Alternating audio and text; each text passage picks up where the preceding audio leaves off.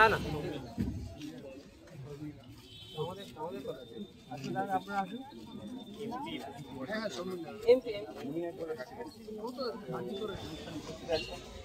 উপস্থিত আছেন আরো অনেক বিশিষ্ট চিকিৎসক।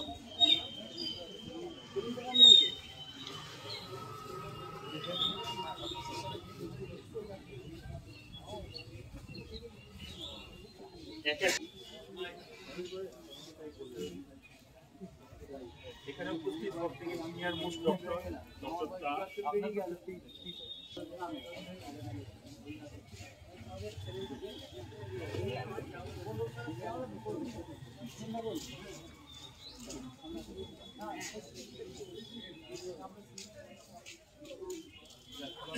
বন্ধুরা আছেন, হাসপাতালে যারা নার্সিং স্টাফ আছেন, এখানে আমাদের আজকে সকলের সঙ্গে আমাদের কালনা মহকুমা শাসক এবং আগরওয়ালি বিভিন্ন এখানে উপস্থিত আছেন। আপনারা আছেন, আমরা সকলেই ডক্টর বিধান রায়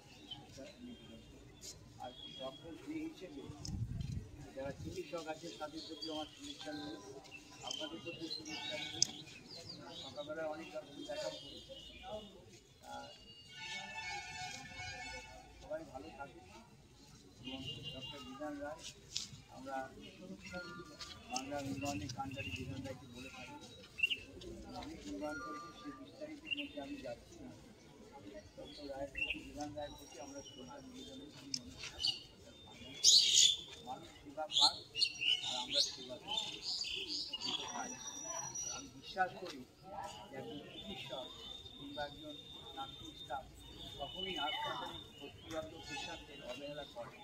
মানুষ অনেক সময় বলে মনে প্রাণে কোনো চিকিৎসক চান না পেশেন্টকে দেখতে তার রোগ ভালো করাই তার টার্গেট।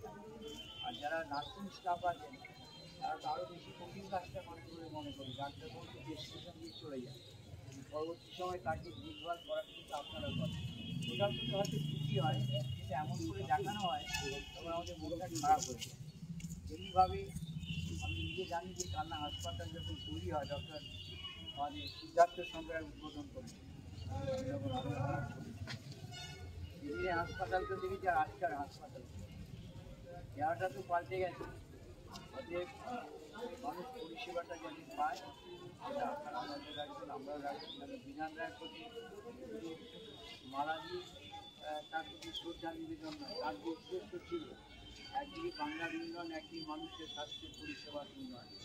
আর তিনি তো নারীদের চিকিৎসা করতে আমাদের আর কি বলতে পারেন, বড় চিকিৎসা প্রশাসক হিসেবেও তিনি অত্যন্ত সুনামের সঙ্গে কাজ করেছেন।